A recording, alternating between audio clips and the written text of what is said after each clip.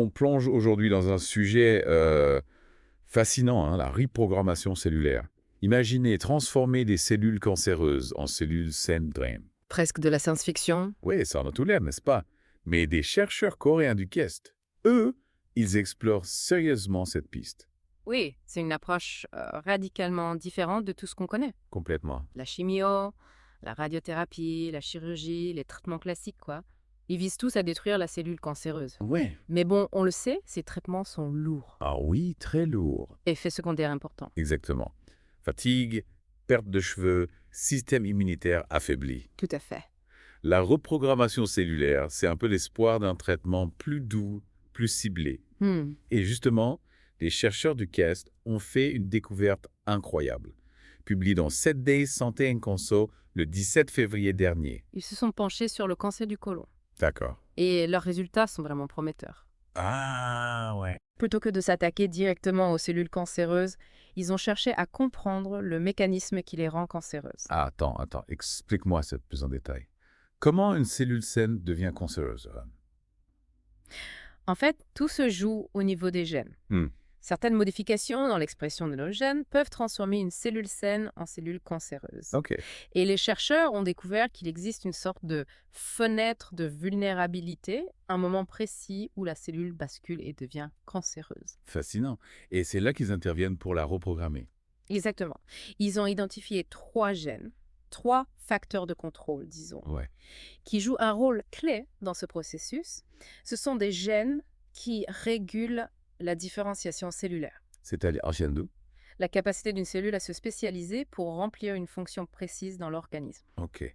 Et en manipulant ces 3 gènes, ils arrivent à inverser le processus, Oui, à retransformer la cellule cancéreuse en cellule saine. C'est ça la reprogrammation. tout à fait. Imaginez un interrupteur qui permet de passer d'un programme cancer à un programme cellule saine. Ah ouais, je vois. En modifiant l'expression de ces 3 gènes clés, ils ont réussi à rebooter la cellule cancéreuse. Génial. Mais comment font-ils pour modifier l'expression de ces gènes? Ils utilisent des techniques de biologie moléculaire très pointues. Par exemple, introduire des molécules spécifiques dans les cellules cancéreuses pour activer ou inhiber l'expression de ces gènes.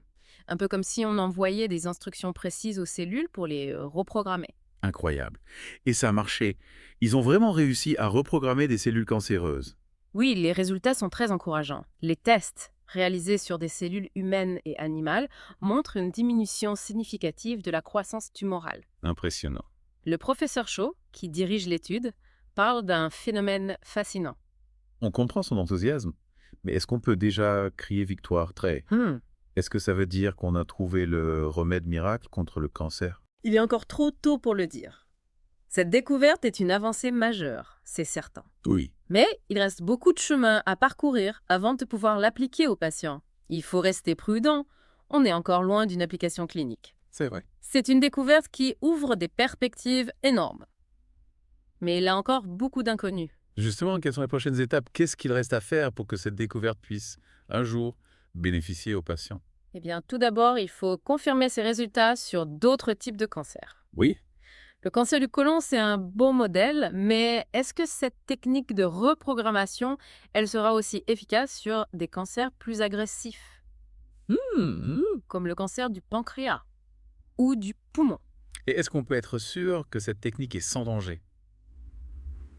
Modifier l'expression des gènes comme ça, Oui, ça ne risque pas d'avoir des effets secondaires imprévus. c'est une question cruciale. Oui. Il est possible que la reprogrammation cellulaire ait des conséquences sur d'autres fonctions biologiques. D'accord. Des recherches approfondies sont nécessaires pour évaluer ces risques potentiels Oui. et s'assurer de l'innocuité de cette approche à long terme. Donc on est encore loin d'un traitement miracle. Oui, il ne faut pas vendre la peau de l'ours avant de l'avoir tué. La route est encore longue avant que cette découverte puisse se traduire en un traitement accessible à tous les patients. Il faudra des années de recherche, d'essais cliniques, avant de pouvoir confirmer l'efficacité et la sécurité de cette approche. Mais imaginons un instant que ça marche. Quelles seraient les implications concrètes pour les patients atteints de cancer? Si cette technique se révèle efficace et sécuritaire, on peut imaginer des traitements beaucoup moins invasifs et beaucoup moins toxiques que les traitements actuels. Ah oui. Fini la chimiothérapie avec ses effets secondaires dévastateurs. Ouais. Les patients pourraient conserver une meilleure qualité de vie tout au long de leur traitement. Et on pourrait même envisager de guérir certains cancers sans avoir recours à la chirurgie. C'est une possibilité. Si on arrive à reprogrammer les cellules cancéreuses pour qu'elles redeviennent des cellules saines, la tumeur pourrait tout simplement disparaître. Ce serait une révolution, bon. Mais est-ce que ce type de traitement serait accessible à tous? On imagine que les coûts de développement de ces nouvelles thérapies seront considérables. C'est une question importante. Il est essentiel que les avancées médicales bénéficient à tous, Bien sûr. quel que soit leur statut socio-économique. Il faudra trouver des solutions pour que ces traitements, s'ils s'avèrent efficaces, soient accessibles au plus grand nombre. En tout cas, cette découverte, elle nous donne un aperçu des possibilités extraordinaires qui s'offrent à nous dans la lutte contre le cancer. On se trouve peut-être à l'aube d'une nouvelle ère, où la médecine sera capable de reprogrammer les cellules malades pour les guérir. C'est une perspective incroyablement excitante, mais il faut garder la tête froide. Oui. Et se rappeler que la science avance pas à pas. Chaque découverte ouvre de nouvelles portes, mais aussi de nouveaux défis. Il faut rester patient et continuer à soutenir la recherche pour que ces promesses deviennent réalité. Et si on parlait un peu des implications de cette découverte au-delà du cancer au cas, est-ce que la reprogrammation cellulaire pourrait avoir des applications dans d'autres domaines de la médecine? Absolument.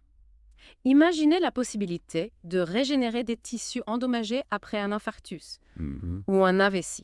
On pourrait utiliser la reprogrammation cellulaire pour réparer le cœur ou le cerveau, en stimulant la production de nouvelles cellules saines. Ou encore pour traiter des maladies dégénératives comme Alzheimer ou Parkinson. Tout à fait. On pourrait reprogrammer les cellules malades pour ralentir, voire inverser la progression de ces maladies. Exactement.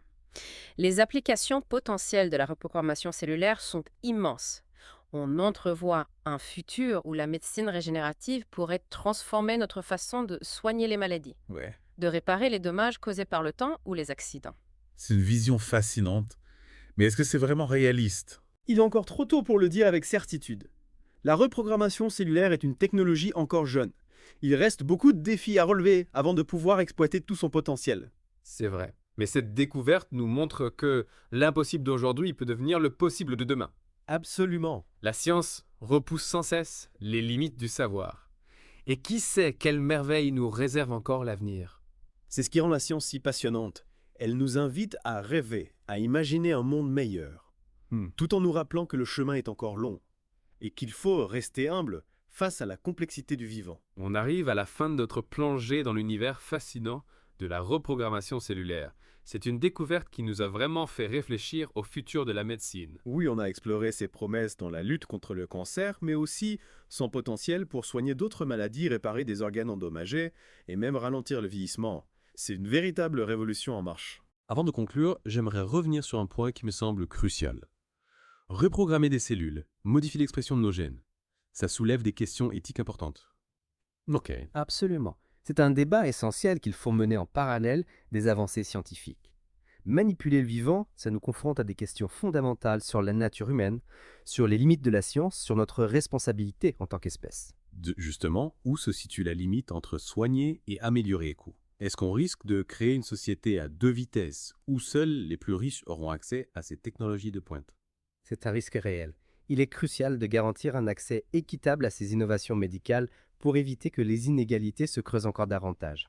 La reprogrammation cellulaire, si elle devient une réalité, doit être un progrès pour l'humanité tout entière, et non pas un privilège réservé à une élite. C'est un message important. La science doit être au service du bien commun et non pas d'intérêts particuliers. Exactement. Et ça nous ramène à la question de la responsabilité. Les scientifiques, les médecins, les décideurs politiques, nous avons tous un rôle à jouer pour que ces avancées technologiques soient utilisées à bon escient dans le respect de la dignité humaine et de l'environnement. Alors, pour conclure cette exploration, quel message clé souhaitons-nous transmettre à nos auditeurs pristes? Je dirais que la reprogrammation cellulaire est une découverte fascinante, porteuse d'immenses espoirs, mais aussi de questions complexes. Il est essentiel de s'informer, de débattre, de réfléchir collectivement aux implications de ces avancées scientifiques pour construire un futur où la science et l'éthique progressent main dans la main. Merci pour ces réflexions éclairantes. Et merci à vous, chers auditeurs, de nous avoir accompagnés dans cette plongée au cœur de la reprogrammation cellulaire. On espère que ce voyage vous a donné matière à réflexion et qu'il vous a permis de mieux comprendre les enjeux de cette révolution scientifique qui s'annonce.